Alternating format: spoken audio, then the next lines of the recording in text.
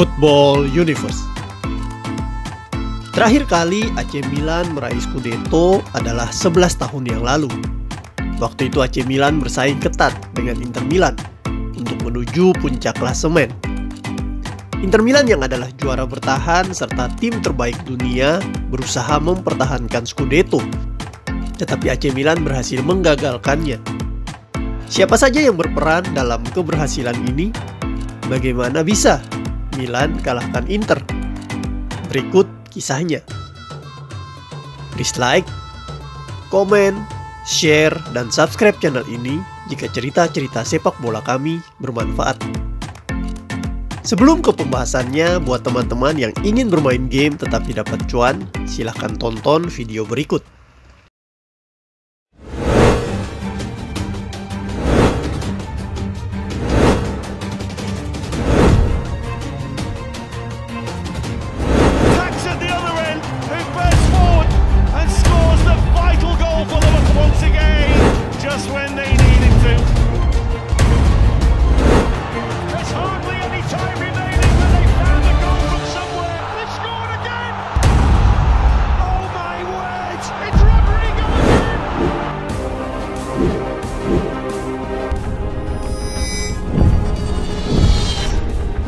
Bagi yang tertarik, link sudah kami taruh di kolom deskripsi.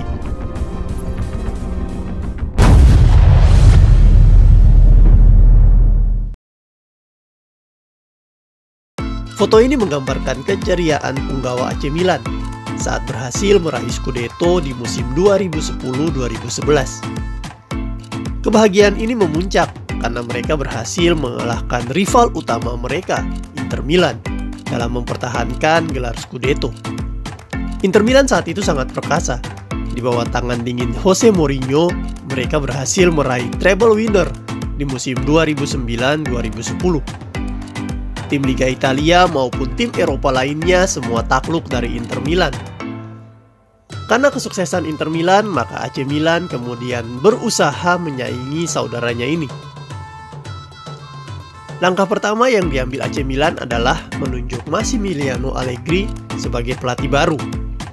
Saat itu Massimiliano Allegri dianggap sebagai pelatih muda dengan prospek besar di Italia usai sukses di Cagliari. Dia mendapatkan Pacina d'Oro atau penghargaan bagi pelatih terbaik Serie A, mengalahkan Jose Mourinho setelah membawa Cagliari finish di posisi 9 Serie A Liga Italia. Peringkat ini adalah yang terbaik bagi Cagliari setelah 50 tahun. Sang allenatore pun dengan senang hati menerima pinangan AC Milan dan mulai membentuk tim AC Milan sesuai versinya. Beberapa pemain bintang AC Milan waktu itu harus hengkang atau selesai masa kontrak. Ronaldinho, Klaas-Jan Huntelaar, David Beckham, Kakak Kaladze harus pindah ke klub lain. Beberapa pemain juga dipinjamkan, termasuk salah satu bintang muda AC Milan yang bernama Pierre-Emerick Aubameyang. Akan tetapi Allegri memperlengkapi skuadnya dengan nama-nama baru yang dia rekrut dari beberapa klub. Zlatan Ibrahimovic didatangkan dari Barcelona, Robinho dari Manchester City, Antonio Cassano diboyong dari Sampdoria, dan Emmanuelsson dibeli dari Ajax. Lalu lini tengah Allegri memboyong dua nama penting, yaitu Mark van Bommel dan Kevin Prince Boateng. Nama-nama baru tadi memperlengkapi skuad AC Milan yang ada, dan skuad Milan waktu itu tergolong sangat lengkap. Di bawah mister gawang, AC Milan memiliki kiper tangguh Christian Abbiati yang dilapis oleh dua kiper bernama Marco Amelia dan Flavio Roma. Di barisan pertahanan, AC Milan memiliki nama-nama seperti Alessandro Nesta, Thiago Silva, dan juga bek sayap cekatan pada sosok Ignacio Abate, Luca Antonini, dan pemain syarat pengalaman seperti Gianluca Zambrotta. Lini tengah menjadi kekuatan utama AC Milan saat itu. Milan punya nama-nama top seperti Clarence Seedorf, Gennaro Gattuso, Kevin Prince Boateng, dan Mark van Bommel. Lalu ada Massimo Ambrosini yang bertindak sebagai kapten tim. serta Andrea Pirlo yang memainkan musim terakhirnya sebelum pindah ke Juventus. Sementara itu di lini depan ada Ibrahimovic, Robinho, Inzaghi, Pato, dan Antonio Cassano. Dengan kekuatan skuad yang cukup baik, Allegri kemudian memainkan formasi 1-4-4-2 sebagai formasi dasar. Pelatih ini mencoba mengeksplor lini tengah Milan yang memiliki pemain-pemain hebat. Kiper utama dipercayakan kepada Abbiati. Di depannya ada 4 bek tangguh, yaitu Nesta dan Thiago sebagai bek tengah, sementara Abate dan Antonini sebagai fullback. Kemudian di lini tengah ada 3 orang gelandang bertahan solid, yaitu Gattuso, Van Bommel, dan Seedorf, serta 1 orang gelandang serang, yaitu Kevin Prince Boateng. Sementara itu di lini depan selalu menggunakan 2 orang striker, entah Robinho dan Ibrahimovic, kadang Inzaghi, Pato, atau Antonio Cassano. AC Milan memulai musim 2010-2011 ini dengan hasil yang gemilang. Rossoneri menang mudah ketika menjamu Lecce dengan skor 4-0 di San Siro. Saat itu gol Milan dicetak Pato, 2 gol, Thiago Silva, dan Inzaghi. Namun Milan kemudian kalah pada laga pekan kedua saat bertandang ke markas Cesena. AC Milan kalah dengan skor 0-2. Kekalahan tersebut diikuti 2 hasil imbang beruntun ketika berjumpa Catania dan Lazio. AC Milan kemudian meraih kemenangan dengan skor tipis saat berjumpa Genoa dan Parma. Milan hanya menang dengan skor masing-masing 1-0. Gol ke gawang Genoa dicetak Ibrahimovic dan gol ke gawang Parma dicetak Andrea Pirlo. Pada 10 November, Milan bertemu Palermo di San Siro. Pato, Robinho, dan Ibrahimovic mencetak gol kemenangan Milan 3-1 atas Palermo dan sekaligus mengantarkan tim merah hitam ini ke puncak klasmen.